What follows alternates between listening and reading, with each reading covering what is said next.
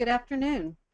As Deirdre said, this is the first in a series of Pathways to Success webinars that Learning Ally will be conducting to discuss really important issues around students and student-centric learning. This webinar is going to focus on students who are blind or visually impaired and what are the barriers to their education and to their employment.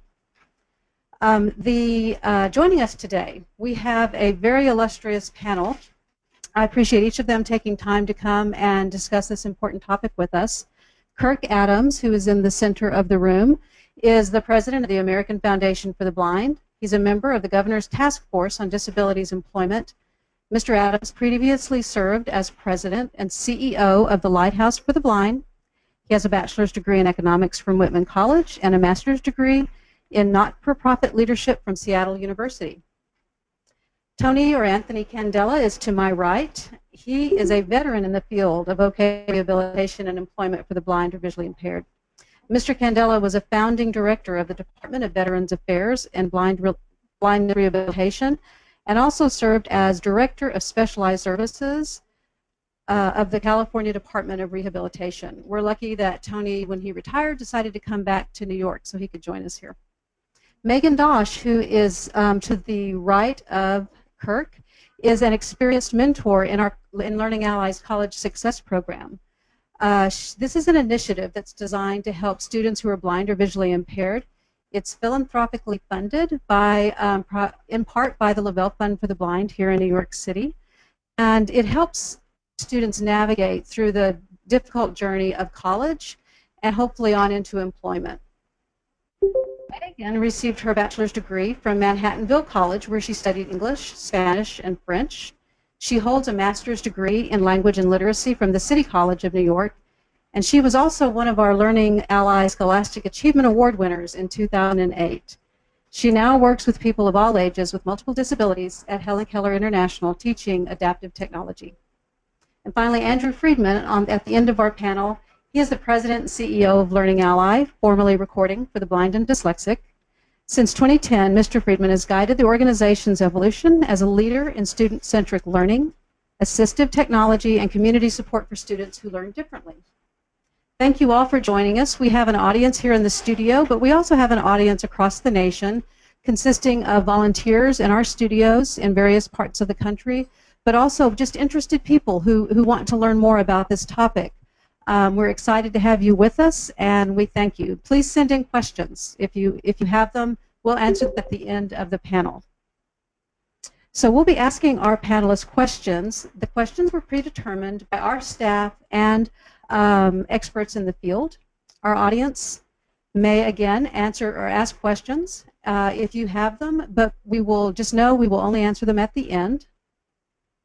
The first question is going to be answered by all four of you panelists. The remaining three questions we'll aim it directly at two panelists, but the other two may chime in if there is interest in doing so. So for all of our panelists, let's talk about this issue. The issue of barriers to education and employment for people who are blind or visually impaired, and why is this important to you? I'm going to start with Andrew, and then we'll go to Kirk, then Megan, and Tony. So it's good to be able to go first, since I'm the head of the organization that's actually putting these on, so that's kind of what I get. So it's actually pretty simple. From Learning Ally's standpoint, as Mary said, we were formerly Recording for the Blind, formerly Recording for the Blind and Dyslexic. So we've been engaged helping the blind and visually impaired community for over 65 years at this point. And if you look at the statistics around employment and education, they're not great for blind and visually impaired students. So roughly 12% of the blind and visually impaired population only go on to get a college degree or advanced degree. About 60% of the blind and visually impaired population are actually unemployed. And roughly 30% of the blind and visually impaired population between 18 and 64 actually live below the poverty line. So there's a large amount of a population that actually needs a considerable amount of focus of helping them get through college, get the education, as well as then get the employment that they need. As an organization, that's kind of at the core of what Learning Ally does. We focus on populations that don't get the level of education, which then also is what falls down around employment for a vast majority of groups that really struggle to read the printed word. So what we focus on is how do we actually understand people's strengths and weaknesses, and then make sure they're matched to the right tools so that they can get the education and ultimately employment that they need. So, Kirk, would you like to go next? Yeah, I think taking a step back and just looking at what it means to be a citizen in our country, to participate fully in our society, to pursue the American dream. Some of the numbers Andrew just mentioned point out that clearly blind people are not participating in all aspects of life at the same level as the general population.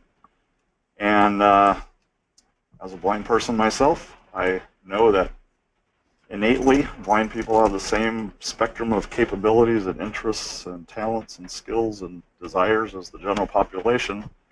So if we as blind people are not enjoying the same quality of life as other Americans, we know it's not because of any innate weaknesses or traits possessed by blind people. It has to do with the way things are structured, the way systems have been designed, mostly for sighted people, by sighted people, historically. So where are those structural barriers that are preventing blind people from participating fully? How do we identify those barriers? How do we think about systems change to bring those barriers down so that we have equal opportunities and a level playing field? So that's really our interest at the American Foundation for the Blind, is identifying those barriers, using research to really get clear on how those barriers came to be, and then using multi-pronged approaches to try to address eliminating those barriers. Thank you. Megan, would you like to go? Sure. So this interconnected issue of education and employment is really important to me because it's critical for the blind community. And education and employment are really the keys to success so often. As a person who has been a job seeker, an instructor, and a student, I've had firsthand experience with these challenges. And I think it's really important that we give students, teachers, and employers the tools to overcome these challenges.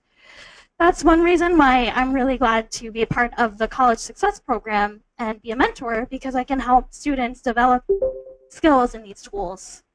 So for some students, advocacy, learning how to advocate respectfully and productively, learning to use all of the tools in their toolbox, learning that it's okay to ask for help when they need it. Those are some tools that students, I think, need to develop to help combat these barriers. And for employers and educators, I think they need to be educated about accessibility and to learn to overcome their perceptions about people with disabilities.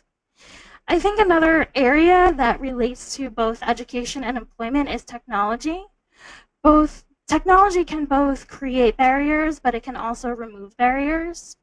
And I think today students can carry hundreds of books on their iPhones and read them with a refreshable Braille display and listen to them.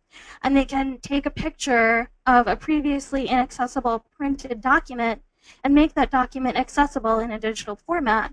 But yet schools are still adopting technologies that are not always accessible, whether that's an ebook platform or software required by the school. And the same can go for employees. Employers are not always aware of accessibility challenges that their employees face. So sometimes employees have to face accessibility issues in the workplace. I think the only way to really overcome these challenges is by talking about them, kind of like what we're doing here today. Thank you. Tony. I've always been interested in the interaction between education and employment from the point of view of why do things happen. For the blind community, education is very important because for many of us, it's the only way we're going to get to employment.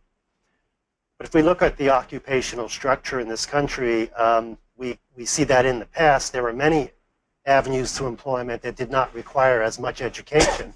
But today, and if we follow the news today about how many manufacturing jobs stay in our country and how many manufacturing jobs leave our country, we see that even those jobs that once upon a time might have been able to be performed without a whole lot of education, even those jobs are going away. And so all that's left now are jobs that require a lot of education or a lot of training.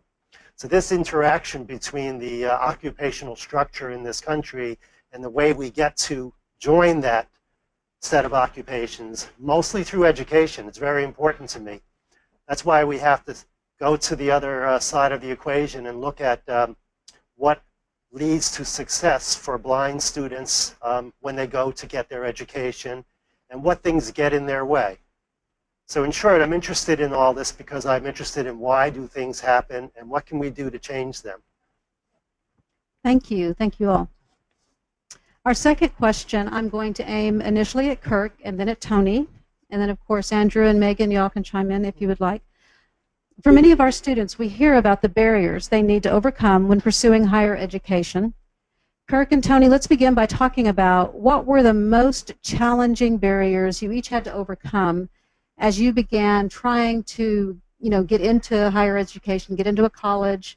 What was the biggest barrier, if you can kind of melt it down into one?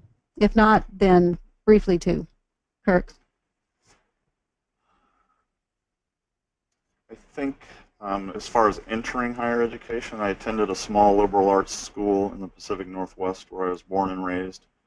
I lived in rural areas, small towns. I had no exposure to a university campus or a college campus before I showed up at one to go to school. I was very ill prepared as far as understanding all of the complications, intricacies that were involved in the entire process, from the application process to signing up for housing, to registering for classes, to understanding the lead time I would need to request my books from RFB&D at the time. And there's a concept, the expanded core curriculum, which has been developed since then for K-12, which basically says the sighted kid needs to learn all of these things, and the blind kid needs to learn all of those things, plus these 9 other core areas. And I think by extension that definitely applies to the college experience. It was really hard to play catch-up as a blind person. I entered my freshman year of college in 1979, so nothing was online, nothing was electronic, everything was in print. There were no scanners, it was using readers. So I just was, I think, very unaware of what I was stepping into as far as all of the layers that I needed to work through, all of the logistics. It gave me a crash course in project planning, that's for sure. I think Kirk and I are kind of like a time capsule. I entered college in 1971, and I suspect that a student entering college in 2016 is going to be saying the same things that the two of us are saying. For me, I guess if I boil it down to one major barrier, it would be lack of experience. It's one thing to intellectually know that you need to do this task and that task, how to get your books from, for me, RFB at the time, before it became RFB&D, and now the Learning Ally. But it's another thing to actually do it, and then do it in the pile of all of the other tasks that you're facing for the first time, and do it under some sort of intensive pressure, such as how am I going to get into college, how am I going to deal with functioning in the college environment, and how am I going to deal with work afterwards. So experience. There's nothing like actually doing the tasks to make the tasks more doable. That's a very good point. So we did that intentionally because I wanted to show, kind of frame, this has been a problem through the ages. Megan, I'd love to hear you know, if you had a barrier, a specific barrier that you faced in getting into college. Sure. Well, I would say the most significant barrier that I had during my college experience was accessibility. Whether that was if I was given a document in electronic format that was an image file, or if I was given had to use an inaccessible email system from my college. And I overcame these barriers in accessibility through a variety of ways, mainly through advocacy, education, and just using all the resources that I had available to me. I learned to advocate from a very young age. It was instilled in me that I needed to be my own best advocate. So when I was fairly young, I remember calling RFD, or now Learning Ally, for my textbooks so that I would know how to make those phone calls for myself. If I had an issue with a professor or with a teacher when I was younger, I would try to speak to that teacher directly rather than having my TBI intervene on my behalf. Education is really important, and I really believe in the importance of educating people about electronic accessibility. And so if I had a file in college, I was able to educate my professors about the issue I was having by explaining about JAWS, by explaining about OCR. So because I started advocating for myself very young, I was able to then use these advocacy skills very comfortably in college to educate people. I also found it's very important to use all of the tools in my toolbox. I tend to prefer everything in electronic format so that I can read it off of my Braille display, but that was not always a reality through all of my education. So sometimes I would have to use human readers in order to get the material that I wanted in a timely manner. And that happened throughout my educational career from high school to graduate school. So there were times when I needed to be flexible and needed to be adaptable. I needed to use all of the resources that I had, even though maybe they weren't the resources I was most comfortable with.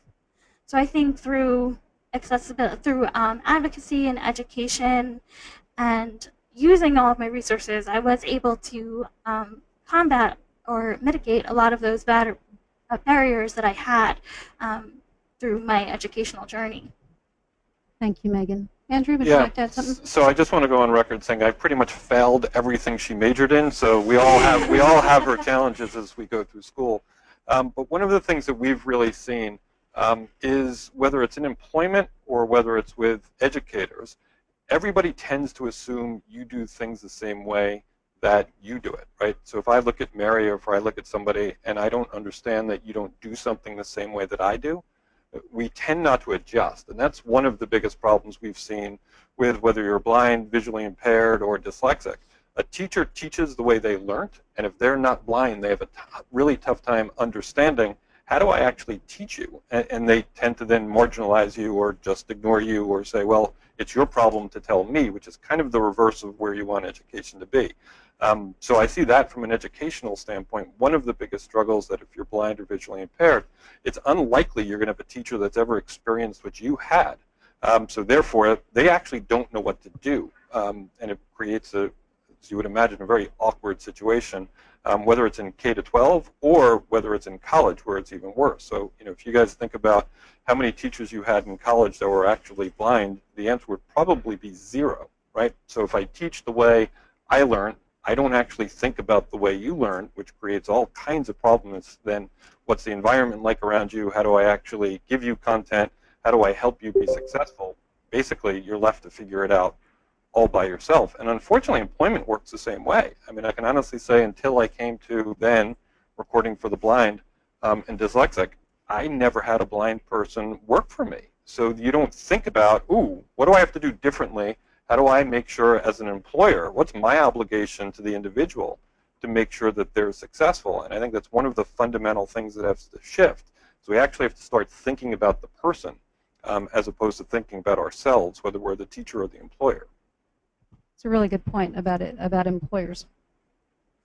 Our third question.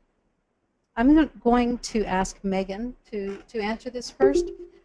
So the trends in higher education suggest that only 54% of individuals who begin a college degree complete the degree 4 years later.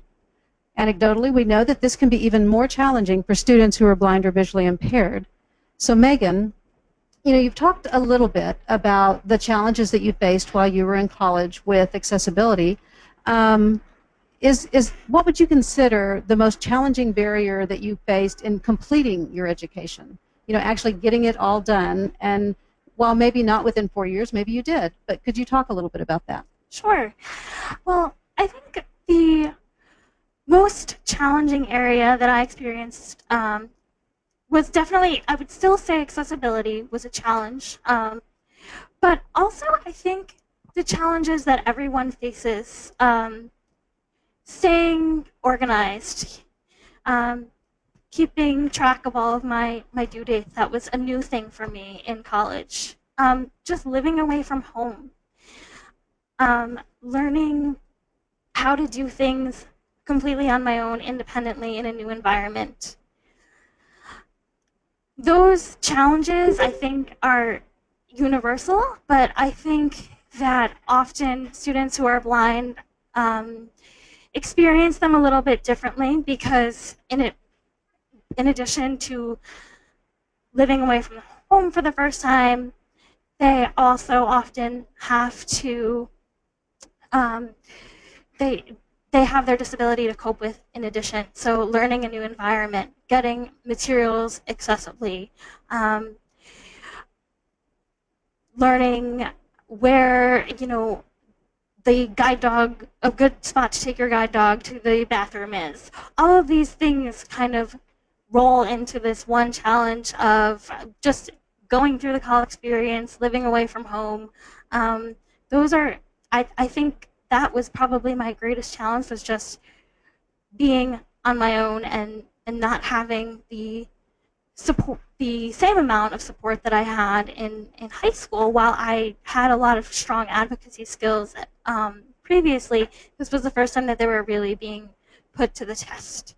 So I think that was definitely a challenge that I had, and I think just getting into college, preparing for college is so critical that ahead of time, I would definitely recommend working on advocacy skills ahead of time, staying organized, time management, all of these things, working on them as soon as possible, because those will be the skills that you'll need in college. So as far as preparing for college goes, I would definitely recommend working on those challenges ahead of time so that you'll be able to deal with some of those struggles that you might find in college, because they are barriers.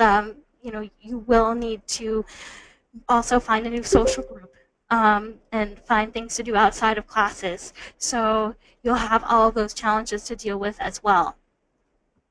Thank you, Megan. Andrew, what have you learned about how to support college students who are blind or visually impaired to help them complete their studies? Yeah, it basically dittoed everything Megan just said. So at Learning Ally, it was about 3 years ago, 2.5 years ago, the Lavelle Fund for the Blind supported us in doing a whole bunch of ethnographic research for blind and visually impaired college students. And we found pretty much what Megan articulated. So the first big piece was that students and blind and visually impaired students come fairly unprepared to take ownership of their education. And what does that mean? That means you go from high school where you're in a fairly, I want to say, coddled environment. You've got your parent, you've got your TBI, you've got a lot of laws that protect you in K-12, and all of a sudden you show up in college, and now I need to tell my professors, I need to tell the accessibility office what I need. That's a massive shift for an 18-year-old. I can tell you, having 3 sighted children, 2 of which are already through college, that's a lot for an 18-year-old to pull off, to say, I now have to deal with the social pressures, which was another one of the big findings that we saw through the research, is how do I integrate in this new environment is quite difficult. How do I make friends? How do I join sororities? How do I build a whole social network? And the other one, which is huge, is the technology. Technology changes pretty dramatically because the complication around your content changes pretty dramatically. And it can change by the type of class that you're taking. So what is the right way to access content? What technology do I use? Because the amount of learning that goes on, the amount of content that I now have to absorb on a daily, weekly, monthly basis is up by just really multitudes. I've got to get through information so much faster, and technology can either be my biggest enemy or it can be my biggest friend. And how do you actually adapt to that is really pretty important. So that was kind of at the core of what we found, and is at the core of why and how we built out the College Success Program, is how do we actually support blind and visually impaired students to learn those skills in a curriculum-based format, either through online or through mentors. As Megan said, she is one of our mentors. So it's really building that support network to better prepare students to really be able to advocate for themselves. And that is the core skill that you really need to start with very early on. And we, as an organization, try to build that both, whether you're blind and visually impaired or dyslexic, your ability to own your education and understand how you learn and what tools work for you is incredibly important. But if you put the blind and visually impaired student at the front, it's 10 times more important as it is for virtually any other student. Thank you, Andrew. Kirk, in the same topic, the AFB Press is one of the touchstones for this population, and the books that they use. I know TVIs use you quite a bit. What does AFB know, or what do you personally want to talk about as far as completing and finishing a college education? I think two things. First of all, we may be painting college as a scary thing. It's really fun. It's really, really fun. Good point. So that's number one. I think that traditionally blind students have, like later in employment, have been tracked into a pretty narrow range of fields. And what I know now, having been privileged to get to know so many accomplished blind people, that there are successful blind people in every career, in every walk of life. So the sky is the limit, and don't feel limited. I would say by that token, have to be really intentional about understanding that path once you set out on it. You know, at 18, I had no idea what I wanted to do. I didn't have any idea when I graduated. So it's a rare person who has that kind of avocation when they're 18 or 19. But to pursue the things you're interested in and not to be cut off, not to cut yourself off. An example from my life was at the time I went to school, was accessing graphical information was really challenging. So I did choose economics as my major, and a lot of those texts had a lot of graphical information, and I fought through that. It's really exciting now, the progress that's being made in access to tactile graphics for blind students. I will say that my freshman year of college, I took calculus. I was able to perform well, mostly because of my high school calculus experience. But then in my sophomore year, when I started differential equation, I dropped. I just could not comprehend the materials just with a text format without the graphical information. So again, I think it's important to understand what it's going to take to pursue the path that you choose, but to know that there are other people who've done it. There are successful role models out there. I will put in a plug for both consumer groups, the Council and the Federation. Lots of successful blind adults in both organizations who can help show you the way. You don't have to reinvent the wheel. Thank you. And just to continue a plug for AFB Press, you just released the new book by Dr. Ellen Treef on College Bound, and it's a preparation book for people who are students who are blind or visually impaired. Right. So that's exciting that there's an updated version of that. So Tony, is there anything you'd like to say about completing a college education? be highly focused and doggedly determined to finish on time. Learn how to be energetic and stay energetic. I think that's something that when you're dealing with special challenges such as poor eyesight or lack of vision, some of us don't remember. It takes more energy to do the very same things that someone without a disability does. So we have to learn how to be energetic. I think to finish on time, you have to have it set in your mind that that is what you're going to do, come heck or high water, and drive toward that goal. And when people say things like, well, you don't have to take as many credits this semester, or you don't have to do that assignment, those should be alarm bells in your head. Those should be things that you might think are going to slow you down. Don't let those things happen. Be doggedly determined and be energetic. Thank you. That's really good advice. So for our last question, I think all of the panelists would agree about the importance of developing, we'll call it strategic independence, as a necessity for completing college. You know, we know, though, that college or completing college is not the goal, right? We need to, we want our students to go on and have personal career goals. And so I'd like to discuss just a little bit about some of the barriers that students may face as they pursue meaningful employment and possibly some solutions to them. And Kirk, I'd like to start with you on that. Sure. A blind person and an employer, just like a sighted person and an employer, need to have a good fit. And sometimes the fit is going to look different than the status quo when a blind person is involved. But it's very much a two-way street. The blind person needs to be prepared for the world of work, just like a sighted person needs to be prepared for the world of work. Early work experience is crucial. Research shows that less than 30% of young blind people have paid work experience before they're 23. 65% of sighted young people do.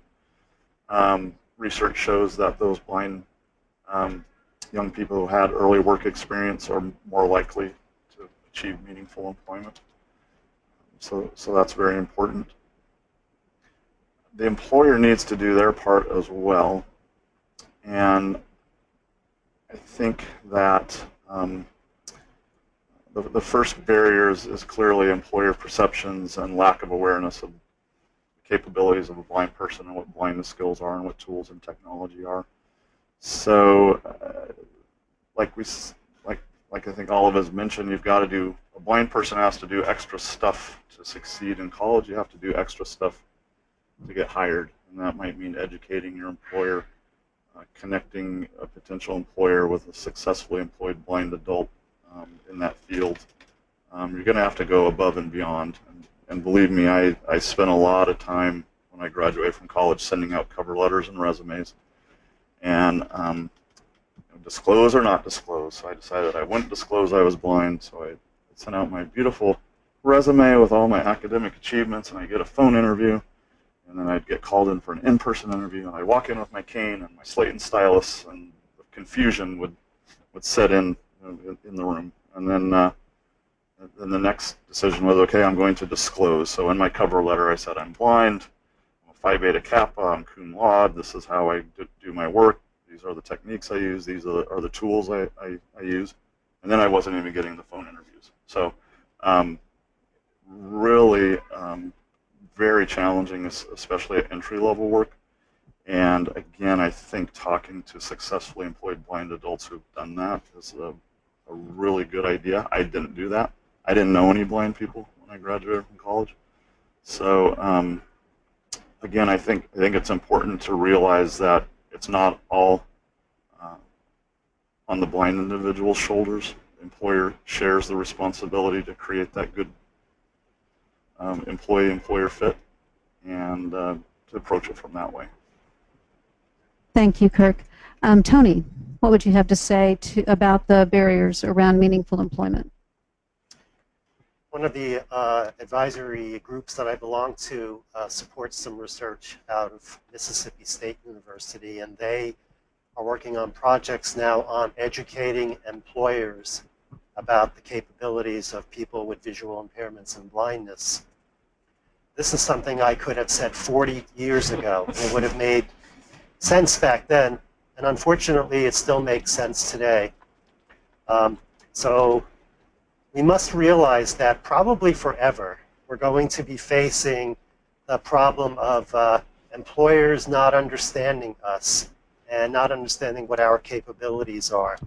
So to get ready for that, first thing is we just should accept that. We should keep our efforts going forward to educate employers, but I guarantee you the employers that you will come in contact with will be among the ones that don't know. Because that's just the laws of probability. So that means it's up to you to yet again go the extra mile and be able to, through practicing how you're going to do it, be able to tell the employer and maybe even demonstrate to the employer how you function and how well you can do things. To that, you must join groups that do job-seeking skills training, talk to fellow blind people, and learn from them what their experiences are so that you can practice the skills you need. Because once you get to that interview, you're on your own there. My only other piece of advice is get a good education, finish as close to on time as possible, and learn the technology that you need to learn in order to do the job tasks that you're going to be able to do so well that you can actually use that technology in your sleep. Because I guarantee you, you're going to find problems that you've never faced before out there, and the better you are at all the technology, the easier it's going to be for you to solve those problems. Thank you, Tony. That's good advice. Megan, would you like to speak a little bit on meaningful employment? Sure. Well, like all of us here, I've been on interviews and gone and sat down, and the interviewer clearly was very confused and surprised that I had this large yellow dog with me and I couldn't see. So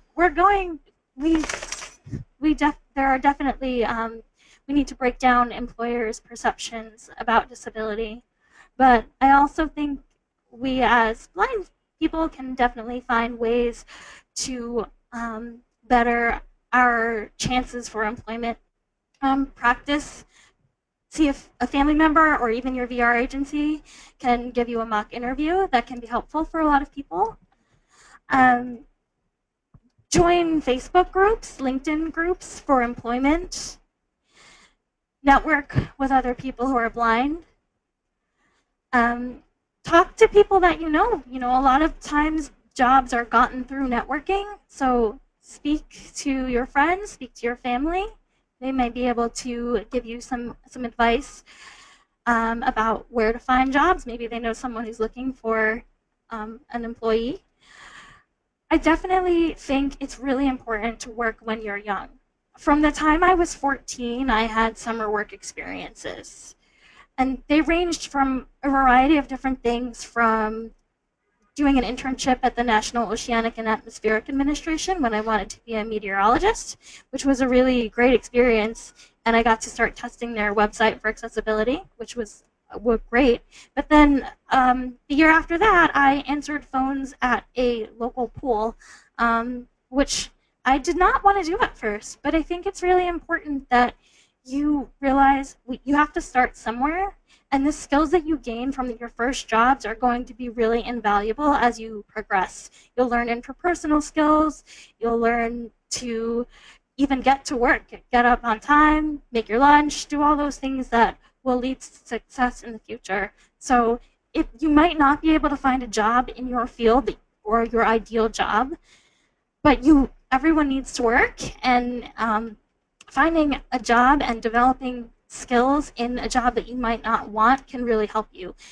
You can even try to develop skills that you really think you're really great at. Maybe you like to write, and you can help develop your company's newsletter or something like that, even though that might be might not be your primary job responsibility. You might be able to work that in somehow.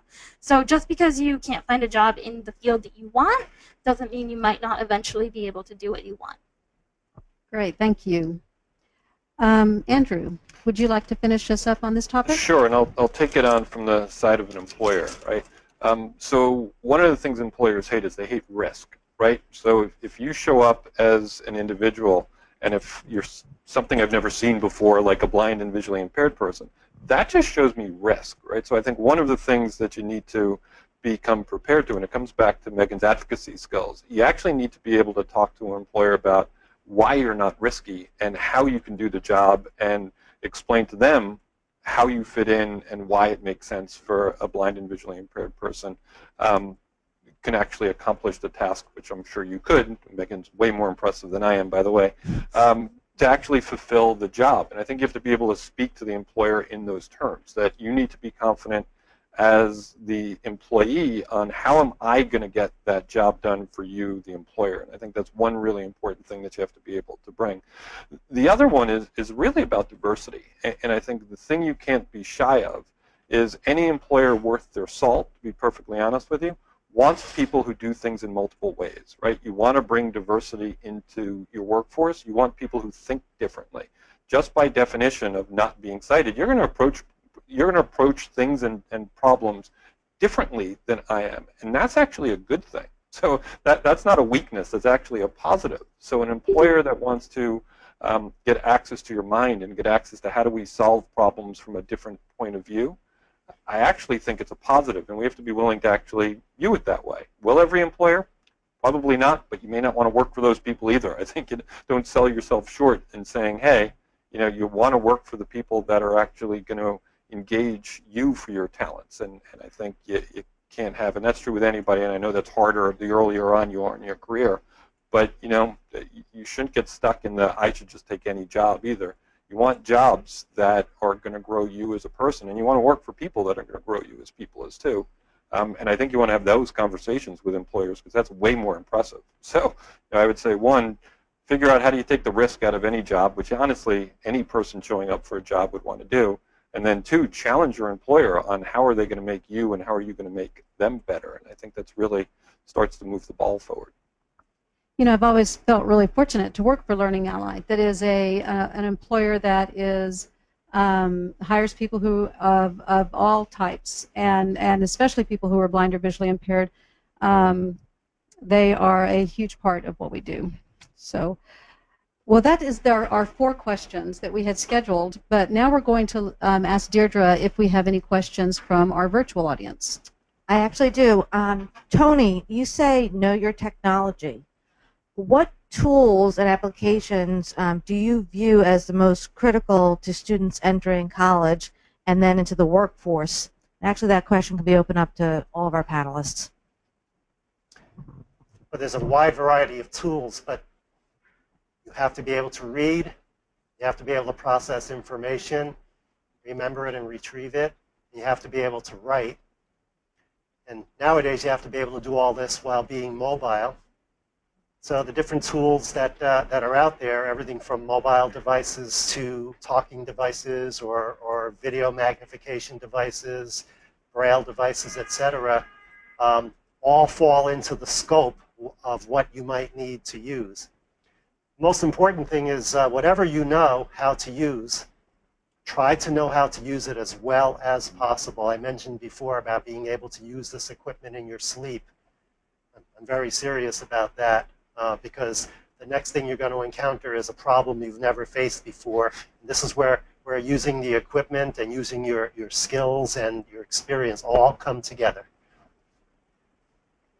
Does anyone else want to comment on that, Kirk or Megan?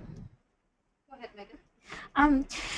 So I would just add to that and say make sure that when you're exploring technology, get the technology that fits the best for you.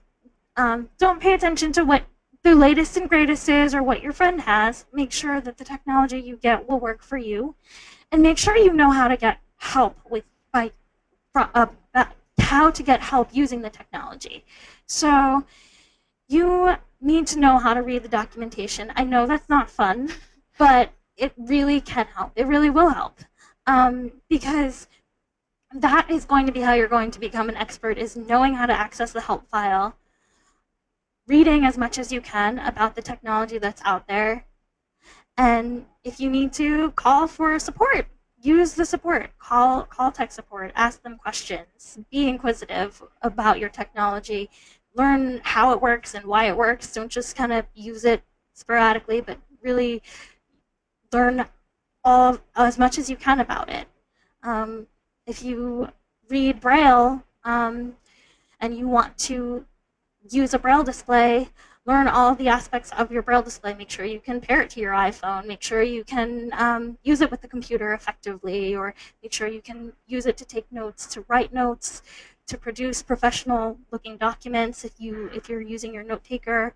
And so just make sure to explore all the aspects of the technology that you have. Yeah, Go ahead. I'll put on my Braille zealot hat for a second. So, as a blind person, if you cannot read print with magnification as capably as a sighted person, then you should think about Braille. And if you have a degenerative eye condition like RP, you should think about Braille before you get to the point where you can't access print. And I learned how to read Braille in first grade, so I'm a very adept Braille reader. But a blind person who can't access print effectively is going to be more efficient in their lives if they have Braille skills than if they don't. And that's just labeling things, making a note, writing yourself a reminder. That is the case. There's research that shows that a vast percentage of blind people who are employed have some Braille skills. So it's a hard lift if you didn't learn it as a little kid. It takes 8 or 9 months of really hard work to get to the point where you can read the code tactily and then work on speed. But I would certainly advocate that Braille is an important part. It's a low-tech part sometimes. I have a slate and stylus in my bag. I was going to ask you, is that still as important as it used to be? Knowing how to use the slate and stylus. Well, they still make a lot of pencils and pens for sighted people.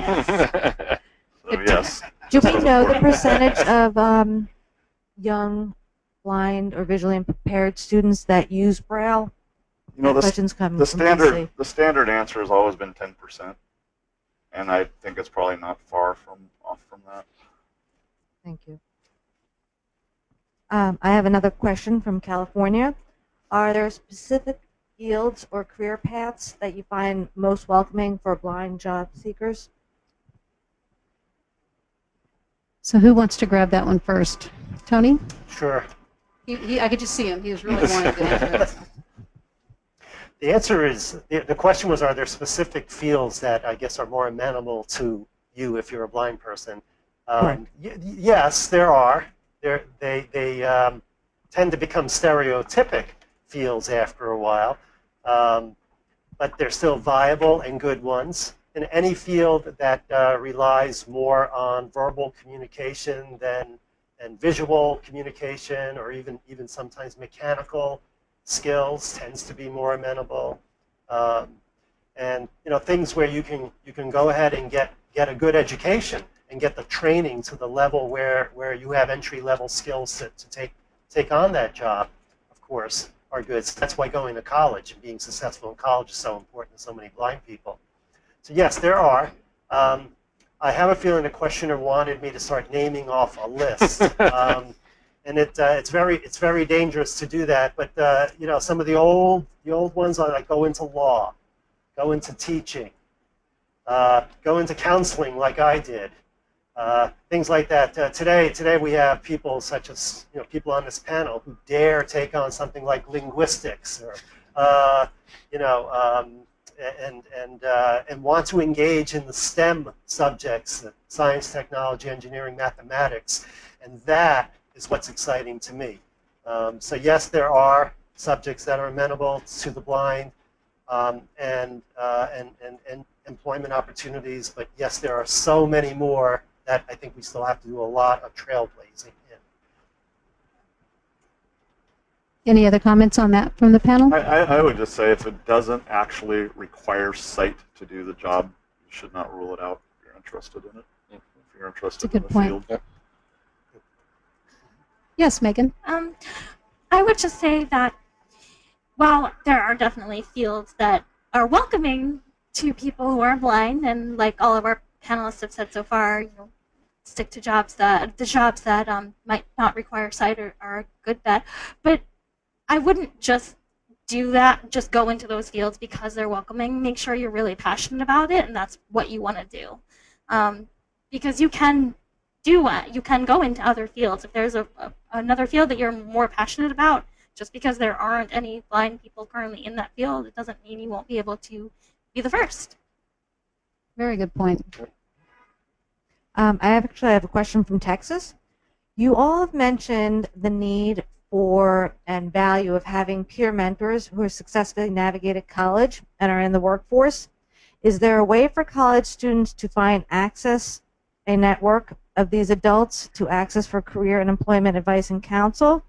And the second part of the question, if Andrew, if you could follow up on that, is what Learning Ally is doing with the College Success Program to help in these areas. Yeah, so I think, so that's what we're trying to build, to be perfectly honest with you. As part of our program, it's not just about the mentorship, but it's also about how do you ultimately get people employed, right? So how do you extend the program all the way through that there are a group of both sighted as well as not sighted individuals that can mentor and help move our students into the job market. I think that's part of, at the core of the program, it's really about employment. It's really about attaching students with people that can help them move into employment, and also, all the things that we're talking about is advice on how do you actually solve a bunch of those problems through first job. And I will say a lot of these problems don't go away for a while. It's through into your 30s as well. I think that's part of what we're thinking about within our program is how do you build that network of employers as well as mentors as well as students, and how do you connect them? So not solved yet, to say the least. And at AFB, we offer a mentoring match program through the Career Connect website. So if you go to afb.org and click on Career Connect, there's something like 2,500 blind adults who have identified as mentors. I've been one for a long time, and just in a wide variety of careers and available for a blind person to reach out and just talk. And then again, back to the consumer groups. The Federation and the Council both have student divisions. There's lots of active college students, lots of successfully employed blind adults in both of those fine organizations.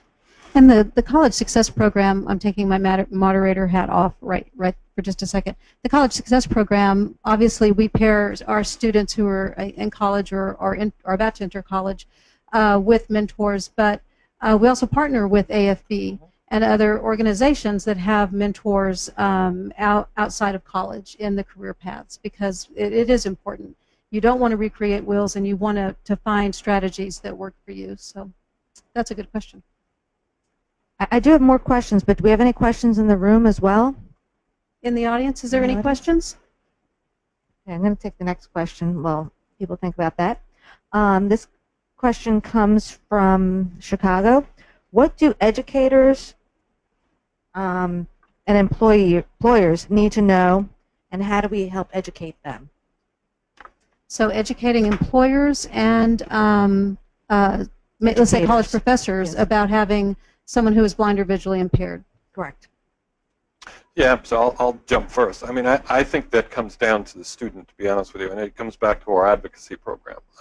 So each student's needs are going to be a bit different, and I think it all comes to is how do you actually get the student to own their education, and how do you get the student to be able to sit down with the professor and say, here's what I need, here's how we work together, and here's how we can be successful together. I think by the time you're in college, it's not about educating the professor, because honestly, there isn't a college for college professors. It just doesn't work that way. It's got to be a relationship between the student and the professor. The professor has to be open-minded, right? I mean, that's what's expected from the professor, and be willing to work with the student and be willing to support the student. But I believe it's all about the student being able to advocate for themselves, knowing their strengths, knowing their weaknesses, and being able to have that relationship with the professor. Yes, Megan. As Andrew said, it really comes from the student. But I just wanted to add that one thing that I did that I think really helped me build relationships with my professors and let them know what I needed was before each semester started, I would email my professors and introduce myself and explain what I needed. So I think that's really important to start early, to build your relationship with your professor as soon as you can. And I think as they get to know you, they'll get to know what works well for you as well. And I think it is important to educate professors and employers also on good accessibility practices in general. I don't know if colleges have some do have staff meetings or meetings where professors can come. So perhaps that might be something that, if you're a student, you could do at your college. Maybe you could go to a faculty meeting and talk about accessibility and talk about accessible documents so that college-wide professors can be aware of those issues. Yeah, we do know a couple of programs where that has started, whether it's blind, dyslexic, or kind of pick who you are as a student, where students have taken ownership of going into staff meetings and trying to re-educate professors of what works for them. But yeah, I do believe in college it has to primarily be student-driven. Because it's all about advocacy, right? As you both said. Tony or Kirk, would you all like to respond on that?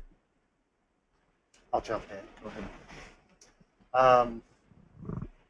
Professors, especially in college, professors, generally speaking, first and foremost, interested in their subject matter and in teaching.